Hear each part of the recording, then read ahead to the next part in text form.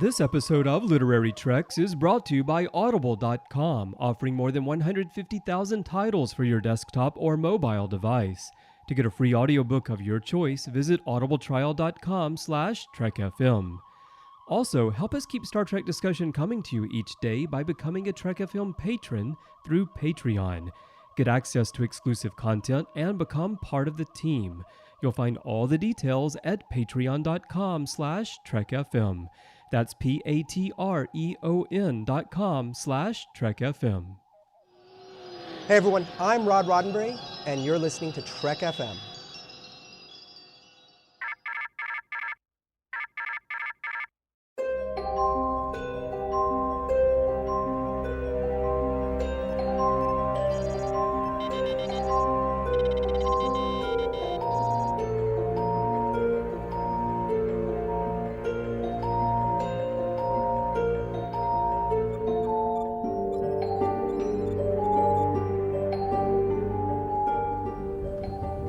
Are you taking all these books?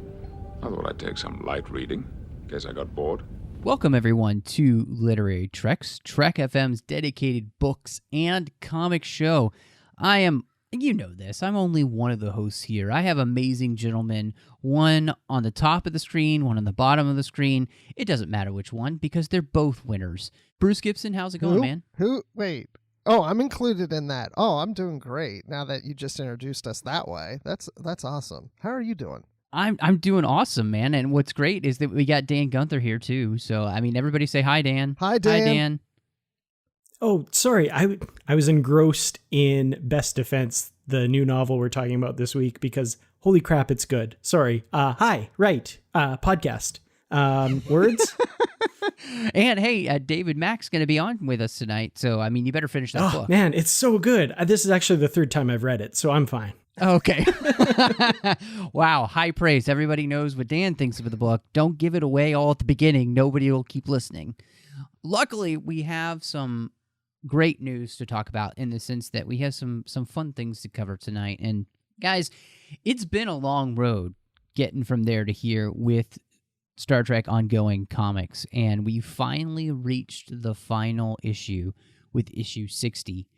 And I don't even know what to say on how I can praise this and make it sound right. But I mean, what a perfect way to end the ongoing series. Just phenomenal, especially with this being the 50th anniversary. Yeah, it was, there's something about this story that just really hits a lot of cool notes, So it's a continuation of the story from issue 59, in which the two crews, the classic TOS crew and the Kelvin Timeline crew, kind of come together and are going through this kind of cross-universe adventure together, figuring things out and getting things a little mixed up along the way. For this, as far as the story goes, it's not too complicated. The resolution's pretty basic, but what we get from it is this really touching, really cool, almost tribute to 50 years of Star Trek in my mind reading this. So, it was something really special that I think I'm going to return to and read again in the future, because it's a really cool snapshot of a moment in Star Trek history here that we get. It's a great combination of the old and the new. 50 years ago, we had this original series with William Shatner, Leonard Nimoy, so on and so forth. Now we've got this new version of Star Trek on the Kelvin Timeline in the theaters with Chris Pine, Zachary Quinto, so on and so forth. And it's great because we can look at the start and we can look at where we are now in Star Trek and take those two casts and put them in one comic, and it honors really the beginning and I don't want to say the end, but the 50th mark of the Star Trek franchise. And what a great way to see the two types of interpretations of Kirk and crew being combined into one book, and they honor each other. And yeah, it's not a complex story. It's not something you haven't seen before, but just to see the two together and honored in this way, it's great. And I agree with you. I'll reread this again. I think what was really nice about it is just the heart that it's done with. Like, it didn't matter so much whether the story was revolutionary, but it was a fun Star Trek-y way to bring these two crews together and give them the experience of being in the other timeline. I just loved it, you know? It was one of those things, as Yoda says, it brings warm feelings to my heart. And sometimes as a fan, you know, you forget the heart of it, and this just brought it home. And so I just hope that the new series that they start doing with the Kelvin timeline again picks up some of the same heart and continues with that. I think it will, but this was just a great way to finish that run. And as uneven sometimes as the ongoing series have been, this will always have me looking back on it as, man, that was good stuff. You know, and that's what you want if you're going to wrap up a comic. Yeah, it's absolutely a fantastic note to end on. I mean, I could look at that page where the two Kirks are reading about the history of their counterparts. You know, I would frame that and put that on the wall. That's so cool. The look in their eyes as they're learning about their counterparts' past. And then right after that, to get the two crew portraits side by side is just, yeah, this is classic. This is great. Well, and the way that the two covers merge to create that wonderful picture, that needs to be turned into a poster, because that's beautiful art. You make that poster, I will be putting it on my wall. I'm just saying, IDW, find a way to get that done. Yeah, exactly. And I also like the way it ended, as you guys were saying, about the two captains or the two Kirks looking at the file of the other Kirk.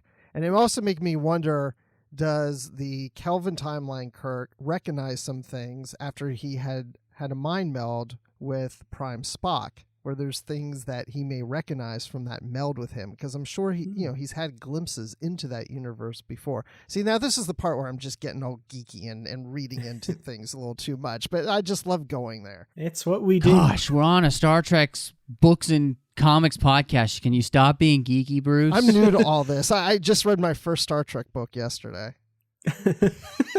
This is serious stuff. This isn't nerdy stuff we're talking about. This is serious, guys. Come on. This happened in some universe.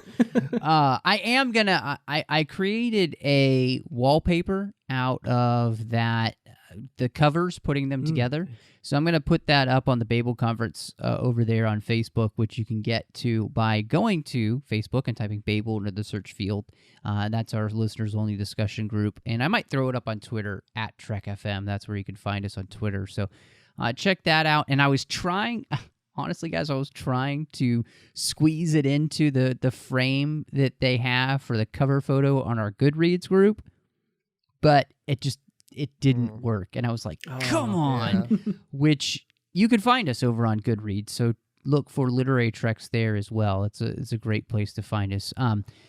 Guys, we have one more thing to cover, and this was really interesting. They did a 50th anniversary cover special, which is some of the best comic covers over the last 50 years that IDW has been a part of and doing. And you know, this was really cool to see because there are some really beautiful covers. And if you enjoy cover art, this is one you might want a floppy copy of. Yeah, this was pretty cool. You know, not a lot, obviously, to talk about as far as content here, but man, did I ever have a lot of fun flipping through the pages here and seeing some really great highlights of Star Trek comic cover art from over the years.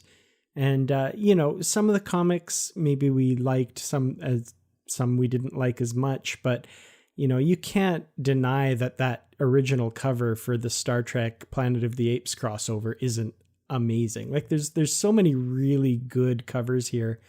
And to really be able to sit down and kind of take your time with it and really look at every cover that's in this book it's really cool. It's a really gorgeous little piece that, this is another one I'm going to be picking up in the future and taking a flip through every so often. Yep, I agree with you there. You know what, IDW, you're doing things right. this 50th anniversary, you're doing it right. I love how you ended the series. I love this cover book. I mean, it's just all these great covers in here brought back so many memories for me. I don't even remember seeing the Archie thing before, but that was new to me too. We see the Archies is in Star Trek land here.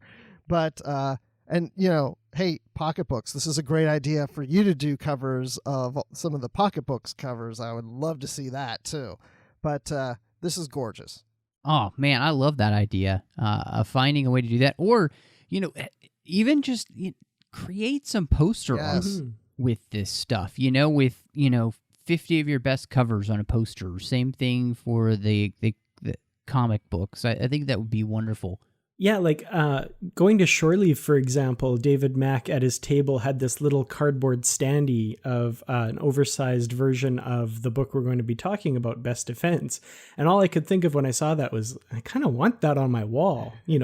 I'd love Star Trek cover art that big up on a wall. You should have just offered him an exorbitant amount so that you could have it, and then have him sign it. And then it'd be one of a kind. Ah, that would have been great. So guys, I have to ask you something. I take my iPhone, and usually when a new Star Trek novel comes out, I take a screenshot of it and make it the wallpaper on my iPhone. Do you guys do that at all? I've done that before. I've also done that with comics as well. That got my Comixology app, and so I'll do that with maybe my iPad or my iPhone. So yeah, I mean, if the art's good enough, I want it somewhere.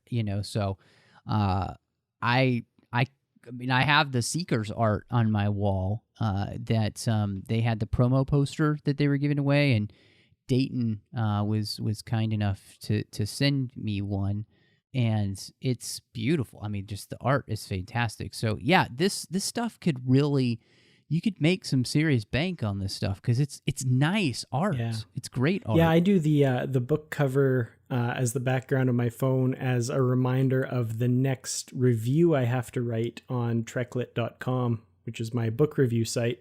But I'm so far behind on it right now. The background of my phone is Elusive Salvation. So that makes me very sad, actually. I'll admit Aaron Harvey's artwork is on my phone right now. There's a plug for him. Excellent. Absolutely. There you go. I mean, we're just plugging everyone. So before we just descend into that, I wanted to plug our listeners. And, we're all over the place here on Trek FM. We, like I said, Facebook, Twitter, all that stuff. But the main place you can find us is all the places you get your podcasts, like iTunes or Google Podcasts or, all of these other places. We're just all over the place these days. But I wanted to give a quick shout out to a few people who have given us some iTunes reviews recently and just hadn't gotten a chance to say thank you to them.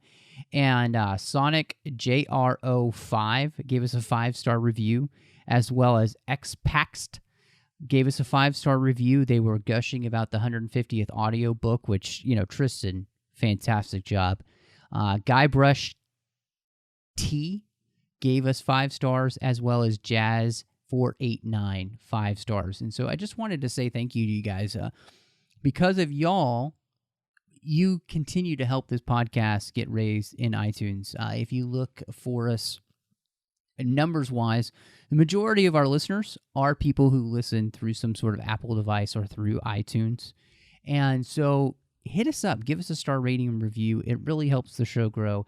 And especially in this 50th anniversary, it really makes it easier for people to find the show when they are searching through iTunes. And so, yeah, I'm really excited for that. And guys, I think it's time to just jump into the interview. What do you think? Definitely. Really excited to talk to David Mack. Do it.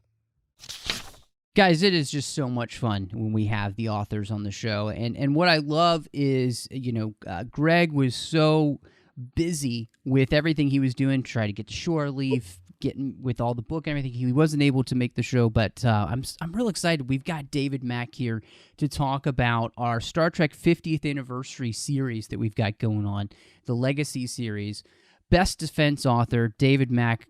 Welcome back to the show, man. Hey, thanks for having me back. It's great to be here. Well, good.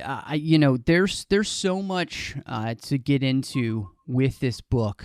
First, I just want to ask you, it's been a long time since you've written TOS.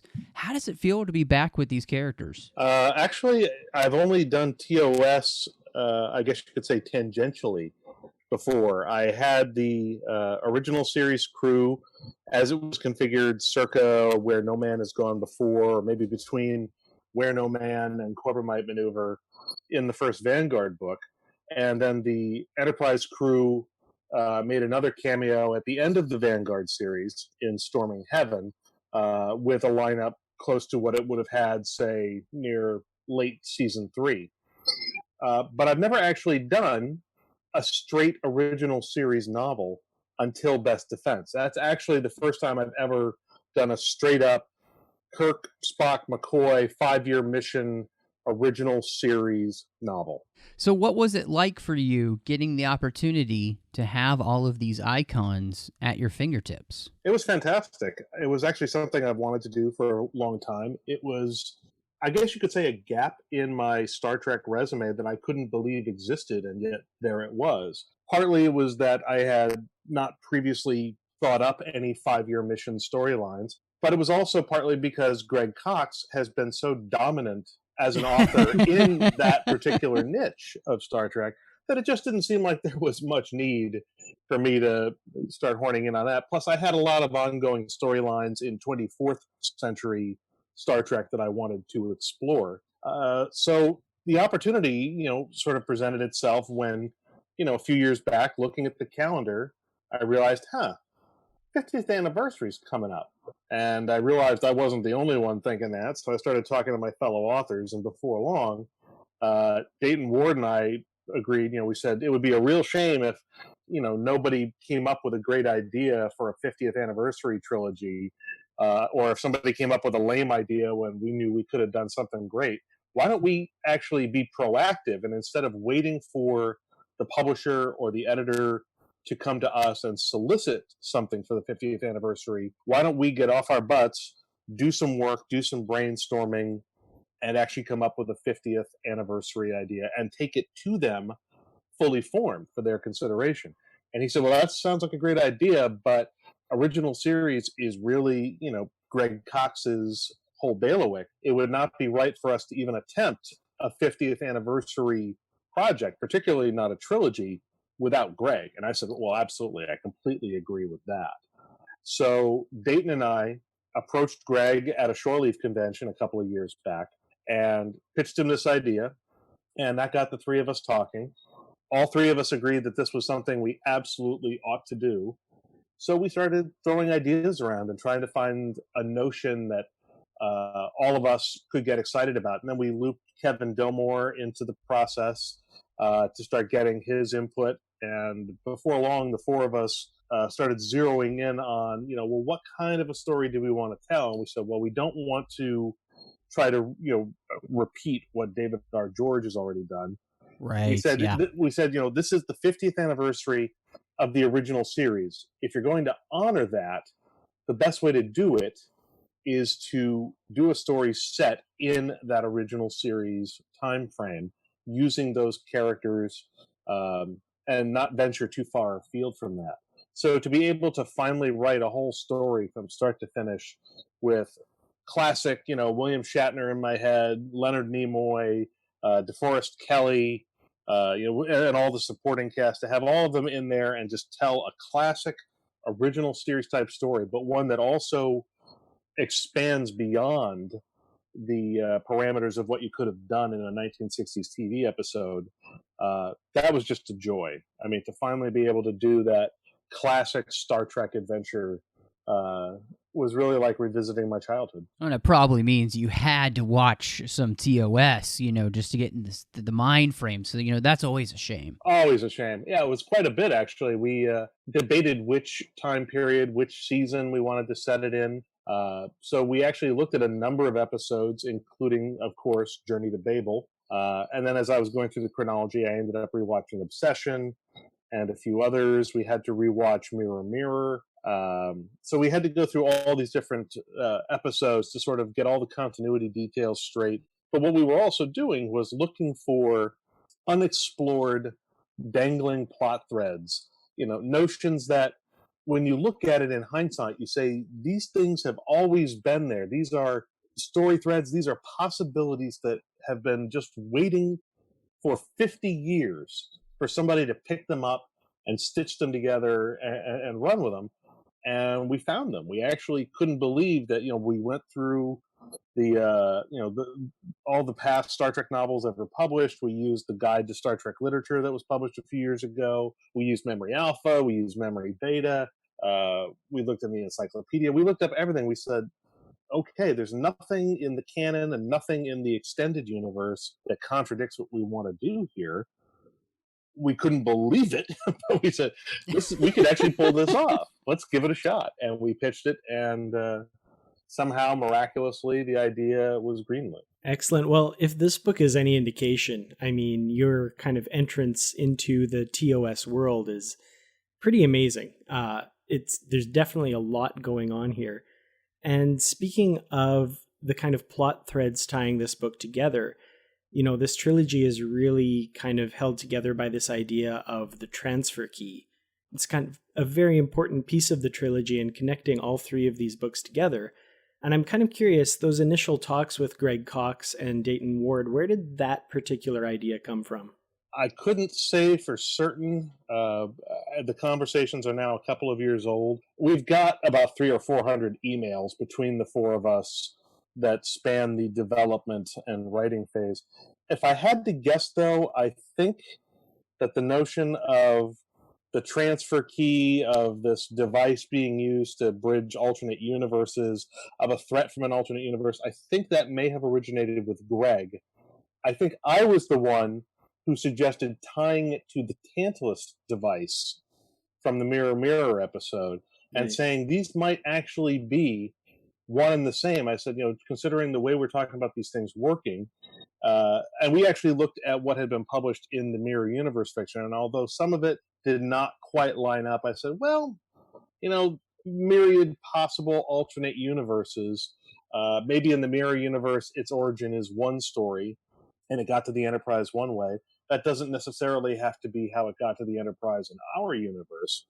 But I saw the possibility of this device having always been there. And I rewatched Mirror Mirror specifically to see whether it was possible to have this device actually have been in Kirk's quarters, and whether, it would be, a crime against continuity to have it always have been there. So I watched his reaction when Marlena shows him the device in his quarters in Mirror Mirror. And although there is a reaction of surprise of, he sort of recoils as she opens it, I thought that could just as easily be Kirk saying, how does she know this is here? Why is she opening this? I thought, what if he has the same device in his quarters, except he knows it's top secret? And that was how I suggested to Greg and Dayton. I said, the transfer key device, maybe the key is just this one removable component that needs a bigger power source in order to do its magic. It can only do stuff at short range. It can wipe people out on the ship with a little more power. It could do a little more. It could be used against a planetary target. I said, but to really sort of, be the thing that rips open a gate between universes, it needs to be hooked into like this big whole facility. And we said, yeah, basically we steal the key out of the big gun, and it's basically the MacGuffin that we're all fighting over. It's the MacGuffin that activates the Who's a What's It Super Armageddon weapon. I'm like, yes, exactly. So that was how that came about. I think that's one of the things that makes this so fun, and it's almost like it reminded me of, Mission Impossible 3, the rabbit's foot. And it wasn't so important about what the rabbit's foot did, other than you knew it was bad and it moved all the characters in really interesting directions. And I thought that was the way that it's really, especially in the second book coming off, it's like it's causing all these chain reactions, to which I'm finding really fascinating, because, we're getting this something that I don't recall ever seeing anywhere else, but the Organian Peace Treaty Talks. And I wanted to ask you, when you're putting all this together, how did you add that whole other layer of like bringing in the three main powers plus, the Orions in this whole wonderful puzzle pieced thing? All based around, okay, we're gonna actually see something we've just never seen, the Organian Peace Treaty Talks. Partly that was the result of rewatching Journey to Babel. It's established in Journey to Babel that the Orions love to be agents provocateur. They love to, send people in disguise, undercover agents. They disrupt negotiations. They try to foment violence and discord so that they can then swoop in while everybody else is fighting, take economic advantage of a situation, and then sell to both sides. That was why the Orions were basically trying to screw up the Babel Conference. It's why they had an agent on the Enterprise disguised as an Andorian. It's why he murdered the Tellarite ambassador. It's why he attacked Kirk. And the whole thing was they wanted Corridan to remain neutral so that Orion could come in force, at least the Black Marketeers, set up illegal mining operations, and then sell dilithium to both sides of the conflict, to everybody who might possibly get swept into it. So I'm like, okay, so we have precedent for the Orions meddling in and screwing around with sensitive diplomatic negotiations. And the other reason for bringing in the Romulans was that it's always been sort of a three-way principal balance of power in the original series. The Romulans from, season 1, Balance of Terror, have always been part of the mix. The Klingons have always been a prominent part of the mix. And the Federation has always seemed to be caught between the two of them. And some of their most dismaying moments seem to be when they discover that Romulan cloaking technology has found its way into the hands of the Klingons in season 3. So clearly there are all sorts of political shenanigans, and that ties in heavily to some of the work we did in the Vanguard books, which played with this sort of tripartite struggle, this trilateral struggle. So we were looking at the potential of the storyline, and one of the things we had touched on in Vanguard was the appearance of the Organians shutting down the imminent conflict between the Federation and the Klingon Empire. But we sort of talked about this, me and Dayton and Kevin and Greg, and we said, well, just because the Organians swoop in and say, you guys play nice with your toys or we're taking them away, that doesn't mean overnight that everything is now hunky-dory. Tensions continued. We saw tensions continue to flare after Errand of Mercy. So we know that that didn't immediately resolve things, that it was an ongoing process, but that the Organians jump-started it. But they didn't bring it to a closure. So that meant that there had to be some sort of ongoing effort to continue what they had started. And it occurred to me that when you've got a power like the Organians, leveling a threat like they did in Errand of Mercy, where they basically said, we can neutralize your capacity to make war. We can neutralize your entire military apparatus, all your starships, all your weapons, here and everywhere across the galaxy. Well, think about what that means, really, to the Klingon Empire and the Federation. If they both get neutralized because they can't stop slapping each other, that's going to leave only one major superpower with working star fleets, and that's going to be the Romulans, which means the Romulans are going to run roughshod over both the Klingons and the Federation. So essentially the Klingons and the Federation are both looking at an existential threat, except now it's no longer from each other. It's no longer a mutual assured destruction pact like what they've been working with. Now the problem is, if we don't get our crap sorted out, a third party is going to take advantage and totally slap the crap out of us. Now the Romulans are trying to force this because the Romulans want this to go down. They want to see their two biggest rivals in local space get hobbled. The Orions want this too, because the Orions know that if you take down the Federation and the Klingons, you have massive opportunities for black marketeering, smuggling, sentient trafficking, and heaven knows what else. I mean, essentially, the former Klingon Empire and the former Federation of Planets turn into crime free-for-all zones where the Orions can make bank for decades before stability is restored. So you've got two outside agitators, each with their own agenda, looking to sink these negotiations. You got two sides, both know that they need to negotiate a peace, but one side is overly concerned with saving face and the other side is overly concerned with not triggering a conflict. So you basically got a great recipe for diplomatic disaster. And that really led me to an interesting thing, that in this book you brought in some pretty famous diplomats on each side. Obviously, Sarek is perfect choice, great to see But then you also brought in Gorkin, and I wanted to ask, how did you come to that decision and make it feel so that it doesn't, take anything away from what we saw in Star Trek 6 and, him, because it's pretty clear Spock has met him before and has a lot of dealings with him.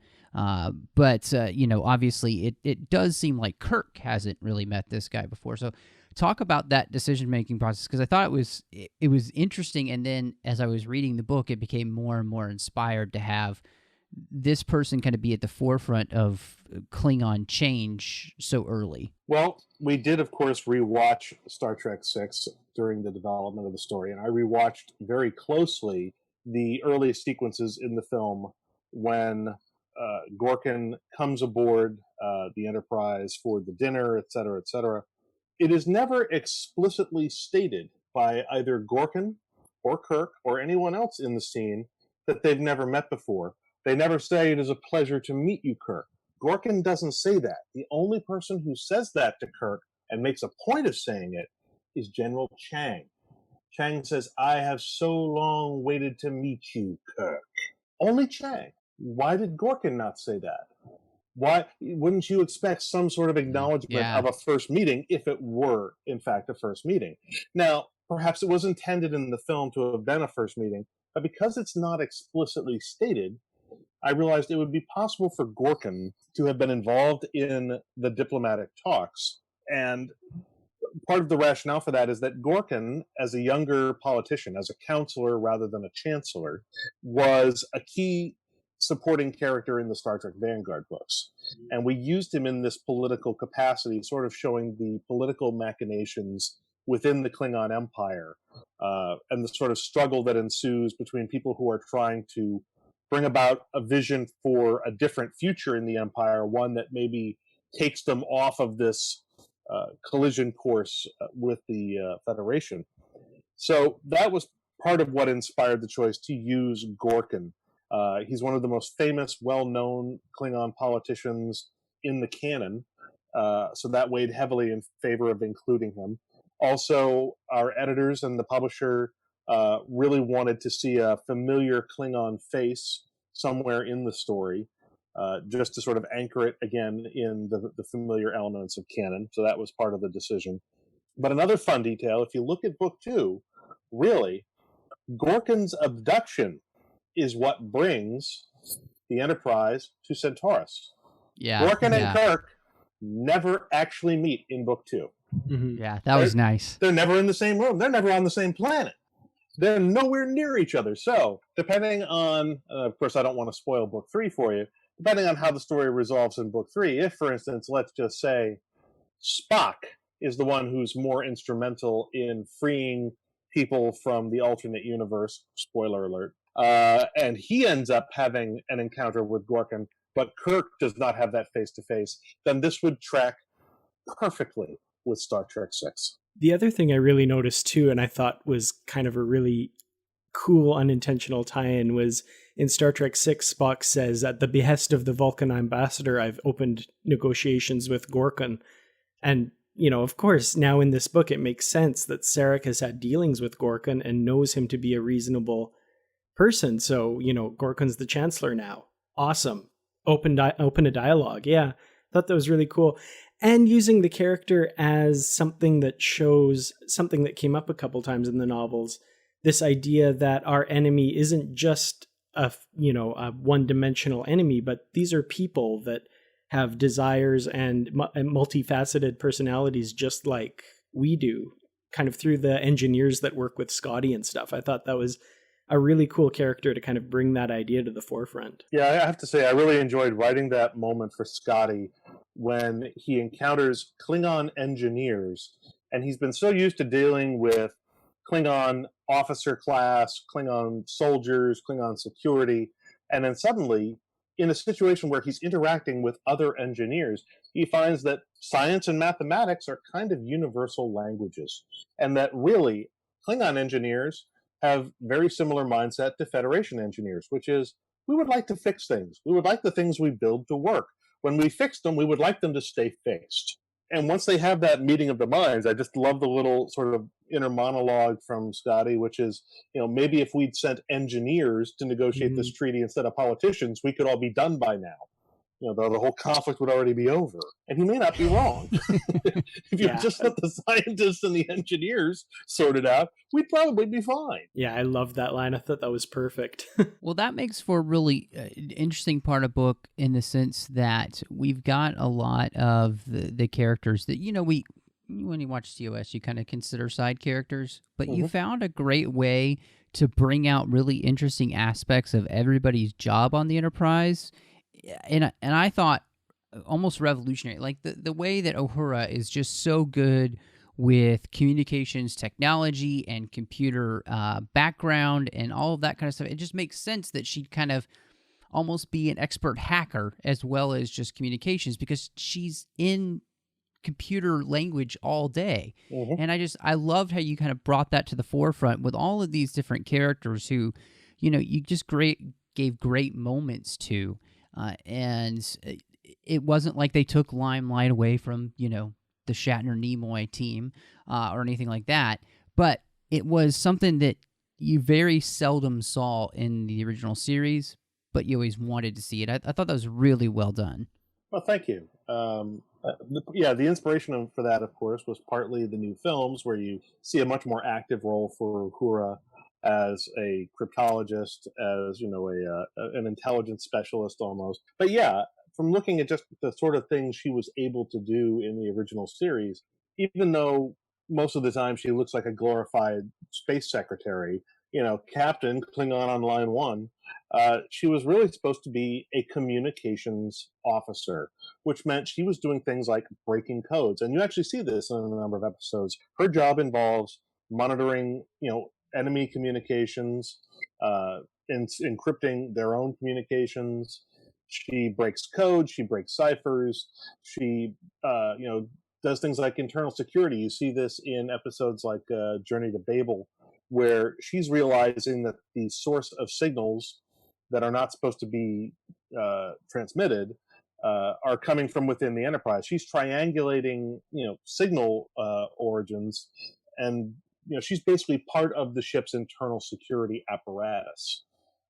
So that's important. And I said, okay, so she's got a much broader skill set than she often gets credit for. So I thought it was interesting you mentioned about the newer movies, because that's what I thought when I was reading this book. Each character had something important to do. They had equal weight and representation throughout the book, and I thought that's what I was seeing in the more recent movie. So I think it's interesting you mentioned that. But also we got some development on Bones. We got to hear more about his daughter Joanna, which we haven't heard that much about in other books. And so I'd like to find out more about how you decided to go deep into that relationship and how to portray his relationship with her.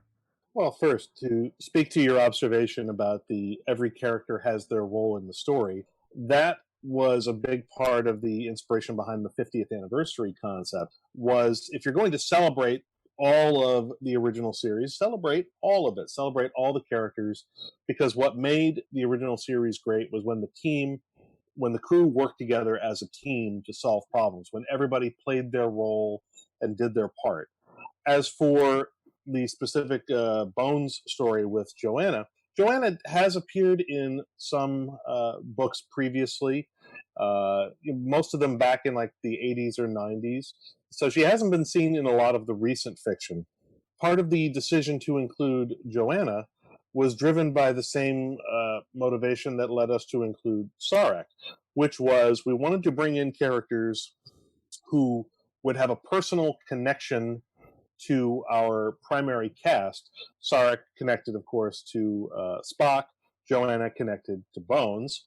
And by bringing in these characters and putting them in situations where they can be placed in jeopardy, we increase the dramatic stakes and we raise the failure cost. And because there's nothing canonically stated about McCoy's daughter past any certain point in TOS, it's entirely viable to put her in danger and maybe, not have her make it. So there's a sense on the readers that we are not just playing with funny money here, that there may actually be real consequences. There may be real costs to our main characters if they fail in this mission. So that was part of the rationale for including that. And also just because it was one of those relationships I've wondered about for a long time. How does McCoy deal with this? And I wanted to try and connect it at least tangentially to Kirk being an absentee father from the life of his son David, but I just wasn't really able to find a way to work that in as prominently as I would have liked. It's funny you mentioned that because you started talking about the fact of Kirk and David, and I was immediately drawn to, in the book, just the few comments that Bones is able to make to Kirk, which I thought were really wonderful, of saying, if this was David, what would you be doing? And I think it was interesting to think of these two guys in a way we don't normally think of them, which is that they are dads. But they're both dads who've been cut out of their children's lives. Mm-hmm. Exactly. And like, you can understand, I think this is what I love about that whole thing, especially exploring this specifically with McCoy. You understand where a lot of that anger and grumpiness and resentment comes from, because it feels like he didn't want to be that, and then struggling with, a daughter who kind of sees him as just the dad who walked away and all of that. And I really like that. Bones is my favorite character in TOS, so anytime he gets more development like this, I think is fascinating, because it adds so much richness to this guy that, we see on screen for so long. And, he doesn't get as much development as, say, a Spock or Kirk, but when you dive in like this in a novel, it just warms my heart. Yeah, and of course, the moment near the end of the book, again, spoiler alert for anyone who hasn't read it, when things go wrong down on the planet, and Bones has his moment where he gets the bad news from Kirk at the end of the book. That moment was partly inspired by Kirk's own breakdown in Star Trek III when he realizes what's happened to David. Mm-hmm. So I was deliberately looking to both parallel that and set it up almost as a moment of, I guess, almost like foreshadowing, but maybe more homage. But yeah, there's definitely that sense of, because it's so personal for Bones in that moment, it really strikes to the heart of Kirk, because Kirk is all about his friends, and something that wounds a dear friend of his that profoundly is going to be something that's going to resonate with him as well. Well, it's kind of interesting to bring up this facet of Kirk's character in particular, because there was something that really jumped out at me towards the end of the book when Kirk is trying to convince the Klingons to stand down and cooperate with them against the Romulans. He says something along the lines of, war is obsolete, and we're in danger of becoming obsolete if we continue down this path, which really struck me. It was almost it was really echoed what Azetbur says in Star Trek VI to the Klingon generals, and I thought that was a really interesting thing, that Kirk at this point is so idealistic, and in the Undiscovered Country, he's kind of gone through some stuff related to his son David that's made him very jaded, and yeah, exactly. And it's kind of interesting that those roles almost are reversed, where it's the Klingon hierarchy that's saying, war is obsolete, we need to find a better way. And Kirk has to kind of come around and find that out in Star Trek VI. I thought it was, just a really interesting thing that really jumped out at me there, that Kirk was at this stage before all that had happened. And then this stuff with McCoy happens that echoes what leads Kirk down that path. I thought that was really fascinating. If you think about it, in a way, he's planting the seeds of his own redemption, though he doesn't know it. Yeah, that's fascinating, because a lot of people complained, I think, about Kirk's attitude in the Undiscovered Country, and to me, I think that anyone who's looking at the Undiscovered Country in isolation and not seeing it in the context of all that has gone before is really doing themselves a disservice. Mm-hmm. It's not enough to just come to it and say, well, this isn't the Kirk we knew in the original series. It's like, no, this is not the Kirk you knew in the original series. That man was 30 years earlier than that. The man you're seeing in Undiscovered Country is a man who has had his faith tested and has not had it rewarded. This is a man whose faith has been repaid with villainy, with disappointment, with failure, with loss. He lost his son. He lost his ship. He nearly lost his career. He lost so much. He's had so much taken from him. And the Klingons repeatedly, through that era, before the Praxis event, before that disaster, have basically done nothing to really win his faith. I mean, you look at how they behaved in Star Trek 3. You look at how they behaved in Star Trek 5. It was just one mess after another with these guys. And then suddenly he's being told now they need peace because they're dying. All he has seen from them for 30 years is betrayal and pain and loss. And he's been very personally affected by it in the loss of his son in Star Trek 3. So it is entirely plausible to me that this is a man who has lost his youthful idealism, who has lost his faith, and has become jaded and bitter and angry. And that happens to a lot of people as they get older and they suffer life's losses. It's very easy to look for someone to blame, to find that you have no outlet for the hurt. And then suddenly he's put in a situation where the stakes are so high on his personal transformation that he has to rediscover who he was. And that whole bit with Azatbur and what she represents, and the fact that she's echoing this sentiment that I've given him, or maybe the fact that I channeled Azatbur's lines from Star Trek 6 and rechanneled them through Kirk, but you can almost look at it as his life has come full circle. This is the man he was in his youth, in his prime, at his best.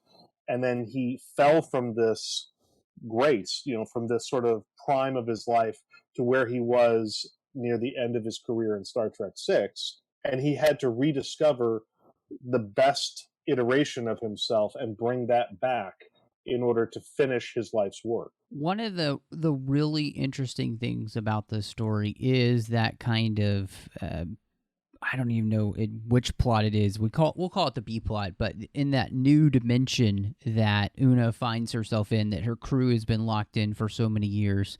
And I just wanted to ask you, what were some of your inspirations for creating this strange, matrixy, dream-like place that the Jator are from?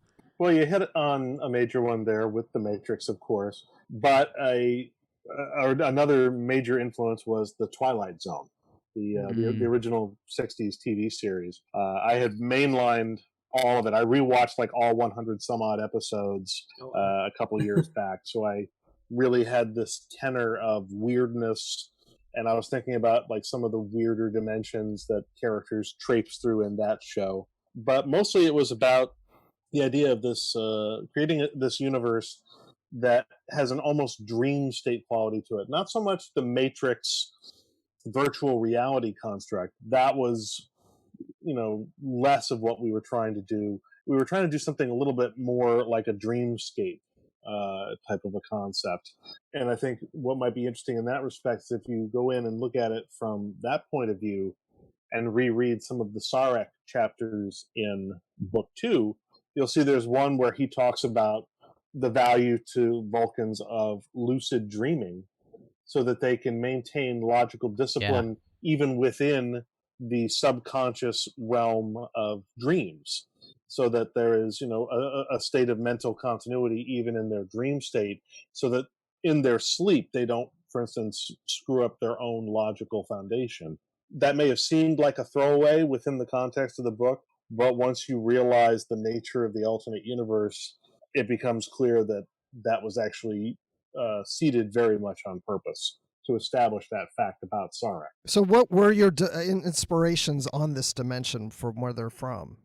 Where did that come from? Because in some ways it reminded me of what you did in Destiny, too. Well, not really. I mean, it doesn't have much to do with the Destiny paradigm. I mean, a lot of it was thought up by Greg. But me and Greg and Dayton and Kevin, we were just throwing ideas around saying, well, what's the alternate dimension like that it sends people to? And we had lots of conversations about that. We, for a long time, could not decide. We said, does it send them just to the mirror universe, or is it an alternate universe that's like ours with all the same planets, but it isn't populated? And we said, well, how does that work if you move the transfer key and you zap somebody from here? Now they're on a different planet, so that, how are we supposed to get all these people back?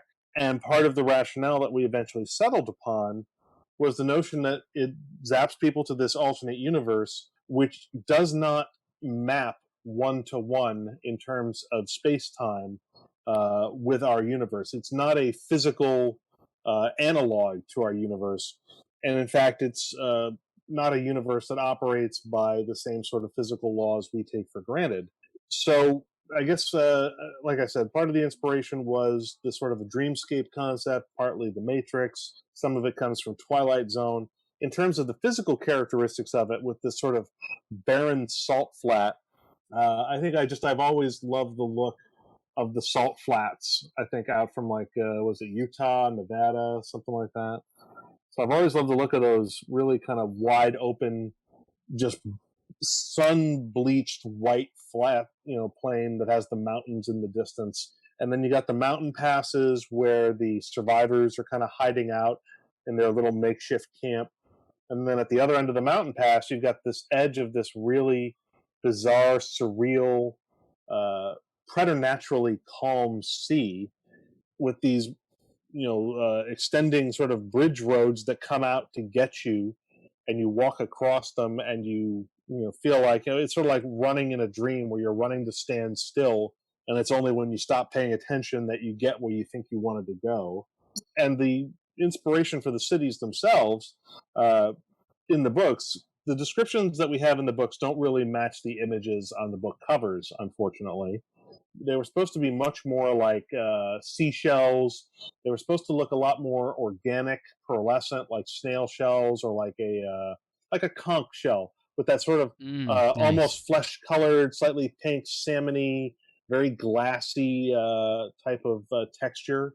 Have you ever seen those sort of really beautiful polished seashells that have that almost pearly quality inside?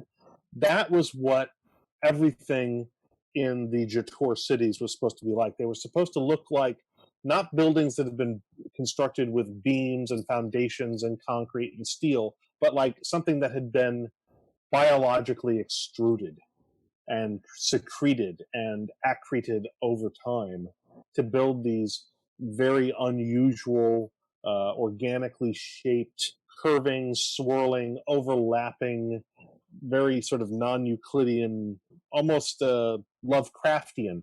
I would say there's a Lovecraftian element at work here. The notion of a universe that drives you mad the longer you stay in it. There's definitely a Lovecraft fiction influence here. And sort of all those elements played together. So partly it was driven by story mechanics. We wanted to have characters who get zapped by the transfer key always arrive at the same point in this alternate universe, no matter where they got zapped in from. And we did that mostly for the purpose of story logistics. But then we also just wanted to have an environment that would be peculiar, that would be alien, but survivable to our characters, even though it would not seem logical at first that it would be. But as you get into it in book 3, basically, a lot of it I'm sure you can probably guess by the time you get to the end of book 2 what the hell is actually going on. The explanations and confirmations will come in book 3, and that's how that's going to play out. It's so interesting because as you're talking, I'm thinking part of this dimension reminded me of the way that Smallville depicted the Phantom Zone. Mm-hmm. And then you moved into that city area, and it was almost like you stepped into a world that looked like the Little Mermaid's castle, but, like not in the sea. And Right. it's just, I loved the strange combination of all of this stuff, because to me, it was just like, all right, I love that this is whacked out and nobody knows where they are, and it just kind of makes you feel like you're having a hallucination because you did too much LDS. Exactly. Because part of the question was, what sort of a city would giant hermaphroditic slugs make? That's basically what they are. The Jator are these, either genderless or hermaphroditic. I'm not really sure which at this point, but they're basically slugs, and they don't have feet. They're gastropods. They're gigantic armored gastropods, which is why all their stuff is made with slopes and ramps and curves and spiraling ramps that go up and down and whatever. It's because you wouldn't build stairs if you were a gastropod. A stair would be a remarkably inconvenient thing. So there are no stairs. And, instead of doors that swish apart like we see on the ships, the thing I really wanted to see was these things that are kind of like camera apertures or irises that, dilate open and then contract closed. And then we had the things, the moon pools, and Greg really wanted there to be this freaky sort of flying sleds that zip out of the water and fly through the air and do things and then go back under the water so you don't see how they're getting in the city. And I was like, oh, that's really kind of cool and kind of freaky and gives us something to play with, for an action sequence or two.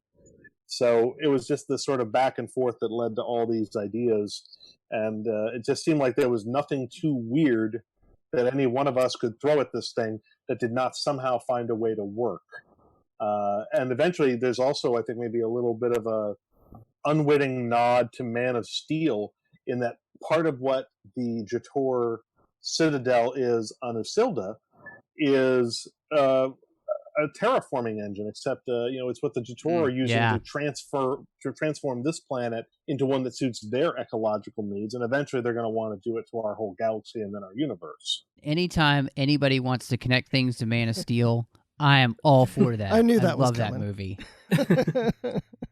I think it was interesting you use slugs. At first, when the slug aliens came up, I thought we've never really seen slug-like aliens, and then you're talking about the environment that they're in. So I'm just wondering, did the slugs decide the direction that the environment was being created in, or did the environment create the slugs? And what order did that come into? We settled on slugs first. That because we decided that since we didn't have to worry about budgets and special effects and whatever, that we wanted our aliens to feel really alien.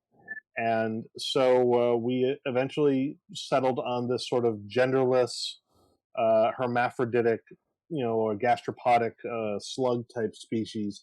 And then once we had sort of worked out amongst ourselves the details of their anatomy, and their locomotion, et cetera, we then said, okay, now assuming that you've got limited facility with forelimbs and digits, appendages, whatever, maybe a prehensile tail or tentacle of some sort, they're gastropods. We said, how do they move around?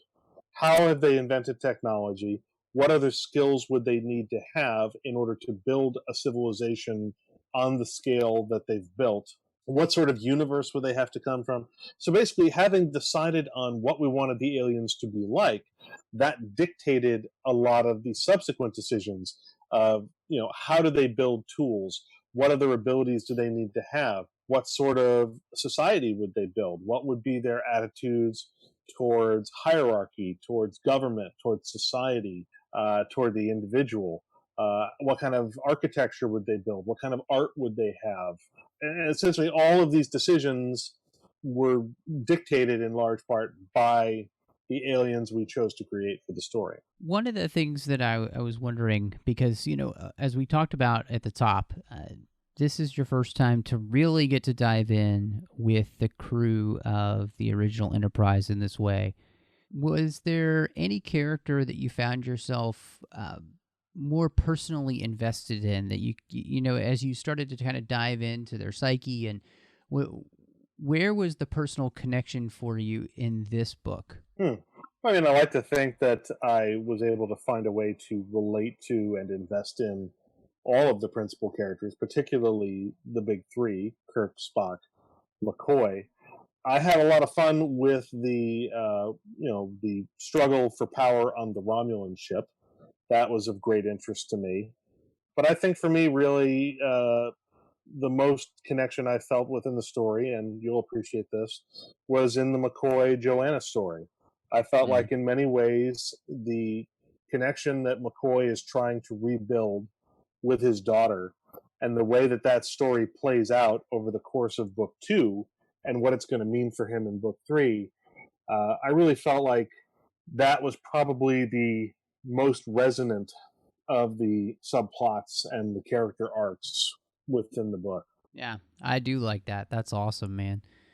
Well, one of the things that we started doing with the authors that they're on, and because it's the 50th anniversary, and so I wanted to ask you, if you come to a fan at any convention or whatever, and there are books that you would recommend that weren't your own that really inspired you in Star Trek books, what are some that you would recommend? And you can name as many as you like, or as few, but just what were some that you thought, this really stands out as a Hallmark book and had an impact on me as a reader? You're talking about specifically Star Trek fiction? Yes, sir. Well, I'm sure that this will be echoed by many authors far and wide. For me, the book that really made an impact was Peter David's Imzadi. Before that, I hadn't really given much consideration to trying to write Star Trek novels. I had read the James Blish adaptations and novelizations that were put out during the 70s, I believe. So I had grown up reading those, and I hadn't really read many of the other Trek novels. And then I picked up Imzadi at the recommendation of my friend John Ordover. And I think this was back in the 90s when we were still pitching to the TV series. And I had expressed maybe a passing interest in trying my hand at a Star Trek novel. He said, he says, you may have, looked at some back in the 80s. The books aren't like that anymore. We're, trying to ramp up the quality and take a more literate approach. So he handed me a copy of Imzadi. And I went into it not knowing what to expect. And I was just completely blown away by it. I mean, the scope of the story, the level of emotional impact that it was able to have really just caught me by surprise. And I said, well, hell, if Star Trek books are capable of being something like this, then yes, that's definitely something I want to get involved in. That's something I want to learn how to do. If Star Trek books can be this, then that is something I want to be part of. And I looked at a number of others, some of the others I enjoyed around that time. I liked John Vornholt's Masks. I thought that was really interesting. Keith DeCandido's Diplomatic Implausibility was a lot of fun. Although I think if I was going to recommend any of Keith's books to, say, the casual reader, I know a lot of people will recommend Articles of the Federation, but I think the standout magnum opus in his body of work for Star Trek is The Art of the Impossible, where he takes a single throwaway couple of lines of dialogue from an episode of Deep Space Nine about the Betreka Nebula incident. And it's a funny little exchange between Bashir and Garak in an episode where, somebody, I think Bashir mentions this or whatever, the Betreka Nebula incident, and or he says, remember what happened at the Betreka Nebula? And Garak says, it was a minor incident. And Bashir says, minor incident? It lasted 18 years. So it's played for laughs, and they never really explain what any of that means or what the details are. It's a throwaway line.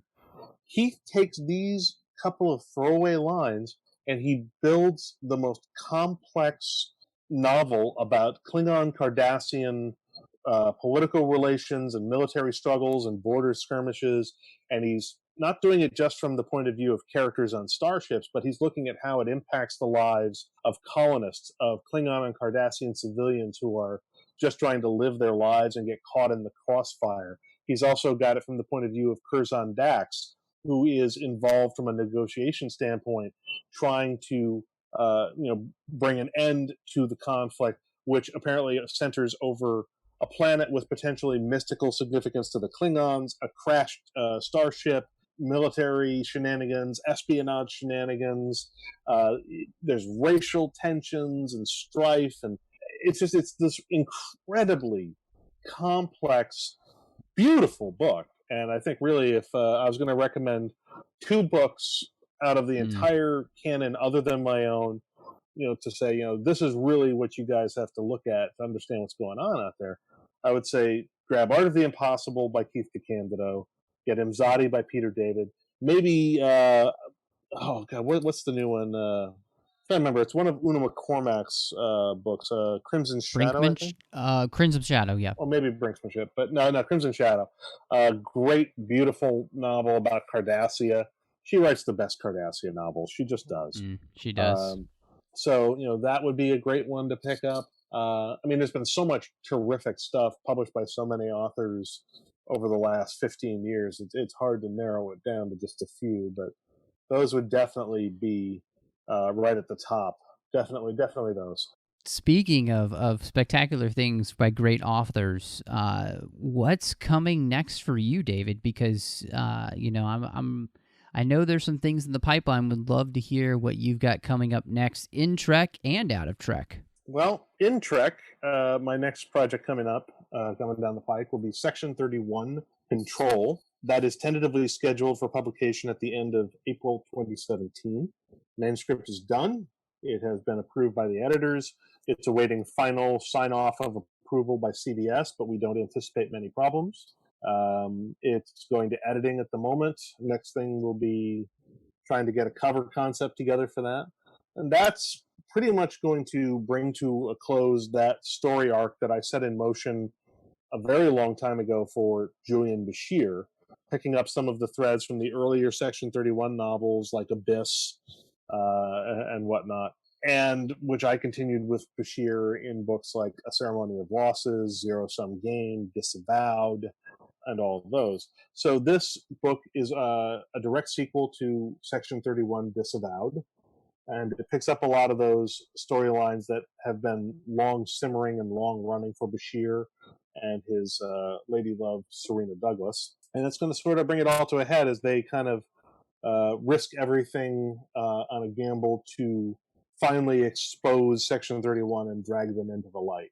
So it's essentially going to be one of those books where you may say, well, I know the hero is going to succeed, and the question is not will he succeed, it's how much is he going to lose to get there? What's it going to cost him? Bum, bum, bum. Excellent. Really excited about that one. After that, the next Trek book I have in the pipeline to write after that, I'll probably be writing it in January, maybe sometime after the holidays. That's going to be a Star Trek Titan novel, and that's called Fortune of War. And I don't want to say too much about that, just that it takes a dangling plot thread, because I love to find those, from an episode of Star Trek The Next Generation. I'll even give you another clue. Third season episode of Star Trek The Next Generation. Ooh. I found one that had a beautiful, lingering plot thread, and I looked at it and I said, what happens if you pull on this thread? It's like, yeah, you said that happened, and that happened, and that happened. Well, what about this? And doesn't that mean that? And I just started pulling all these threads, and then I was like, yeah, that could be one of those things that when it unravels, leads to interstellar war and millions of casualties. And so the Titan and its explorer group gets sent out to put a lid on a potential nightmare of a disaster. And it's going to be, classic David Mack action romp where you've got multiple factions coming at the problem from multiple directions, and everybody's fighting everybody, and everybody's trying to screw everybody else, and chaos ensues and hijinks and laughs, and a good time is had by all. Well, we're going to be spending a lot of time speculating about what that one's about. My money's on the Shellyak. I want to see them. All right. So beyond that, what I'm currently doing for the month of August is I'm revising a manuscript for the first novel of a new series I'm doing for Tor. The novel is called The Midnight Front, and it is part of what I hope will be a series called Dark Arts. And The Midnight Front is a World War II epic with sorcery, and my editor has charitably described it as Captain America meets Hellboy. Awesome. Nice. I'm not sure that's entirely the most accurate description, but he says everybody in the sales force loves it, so that's how they're going to try and market it and sell it. And I'm like, all right, again, I don't think that's accurate. It's more like Harry Potter goes to war, but, fine. In any event, I'm basically deep into rewrites and revisions. I finished the first draft of the manuscript about this time last year, and it took a long time for it to work its way through the process and to get the notes back. And then I had other projects, like I had to finish the manuscript for Control. So I wasn't really able to get started on the revision process for this book until late in July. But I'm going to be working on revisions on this through Labor Day. And then I have some other pet projects that are simmering that are not yet at a stage where they can be announced, partly because they don't have contracts and partly because of NDAs and other happy business. But there will be news hopefully coming very soon. Well, David, I'm real excited about it. I mean, we've been with you for so long, and you've been with the show for so long now that, you've got this storyline that you've been working on for so long, and we've been hearing about, and I'm really excited to read it. Like, as am I. Yeah. Boy, will I be glad when I'm done writing it, let me tell you. Oh, man, I bet. First of all, I've had to gut so much of it. Like, I was throwing out large sections as part of the rewrite. The first draft manuscript came in at about 200,000 words. I've managed to cut it down so far to 172. My editor will be ecstatic if I can get it to anywhere below 160. So I'm ruthlessly cutting and cutting and cutting as I go through the book, trying to get it down to fighting weight. Oh, that's tough.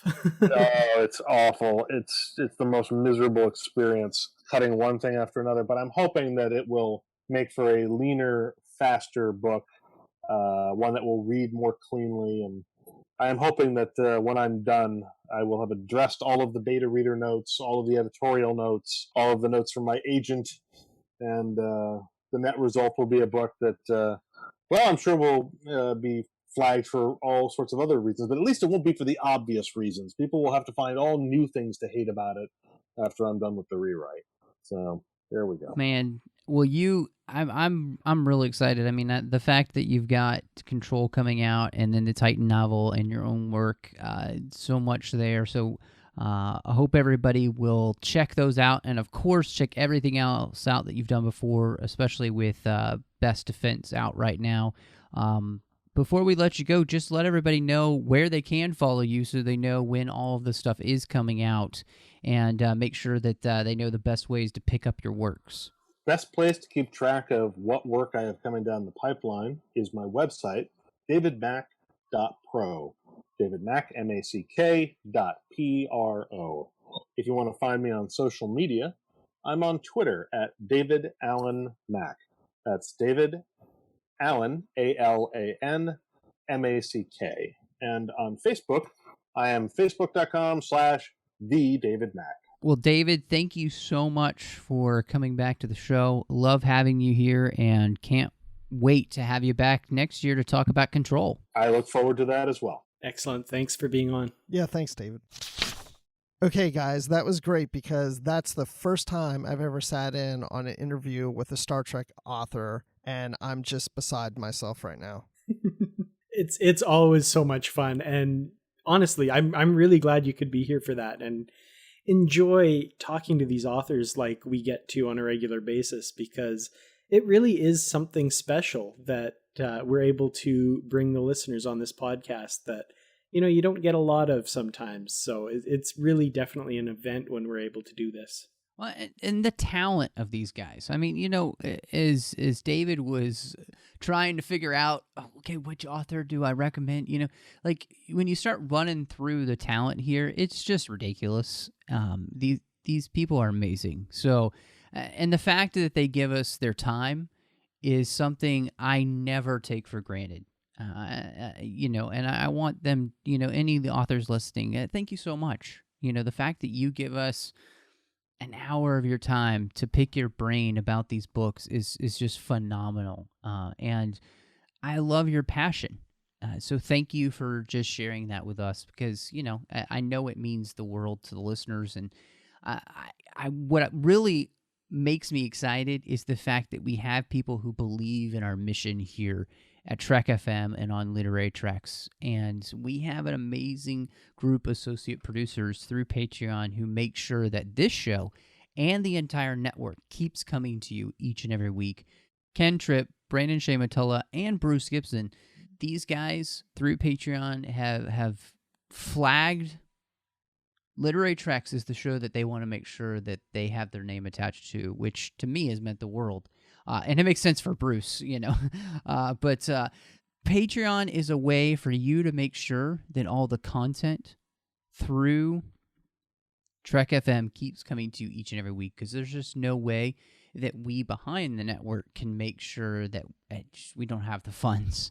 It's just too big. So go to patreon.com/TrekFM, see how you can be part of the team. We have some amazing perks that come along with different levels of contribution, and you can find all of that at patreon.com/TrekFM. And again, to all of our patrons, thank you so much. And to all of you who are thinking about being patrons, just do it, as Nike would say. Well, guys, let's see. Now, Dan, when you're not getting lost in an alternate dimension where you can't tell if it's a dream or reality or who that girl in the red dress is, where can we find you? You know, I was wandering across this Lovecraftian hellscape, and I swear I was in the mountains, and now I'm just... I really don't know what's going on here.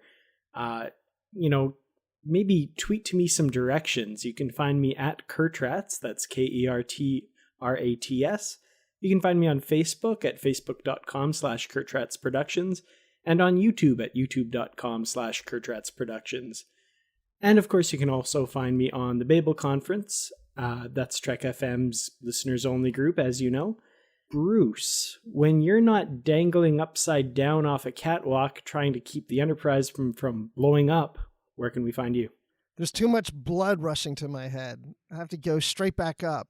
So I'm on Twitter at Admiral_Rex, and I'll be talking Star Wars on the Star Wars Report. And of course, I'm always in the Babel Conference ready to talk about Star Trek. And so, Matt, when you're not mopping the floors of slug slime, where can we find you? Well, somebody's got to do it. So, I don't know if you've ever slipped on slug slime, but not only is it not fun, but it's not fun to say. So you can find me on Twitter at MattRushing02. You can also find me doing The Orb here on the network with Chris Jones, where we talk about Deep Space Nine. Such a fun show. If you love Deep Space Nine, or you just need to be talked into loving Deep Space Nine, you need to check out The Orb. I do the 602 Club, which is our general geek show here on the network. It's just so much fun. In fact, this last week I had Bruce Gibson on, along with John Mills. We talked about the new Star Wars book, Aftermath. That's the kind of thing we do. We talk about everything that we can under the sun, or that we have time to get in to watch. So check out the 602 Club. You're going to love it. And I'm also on Aggressive Negotiations with John Mills, where we talk about Star Wars. It's over on the Nerd Party, which is thenerdparty.com, or you can find us on iTunes. Thank you so much for joining us. And until next time, live long and read on. You call that light reading? To each his own, number one.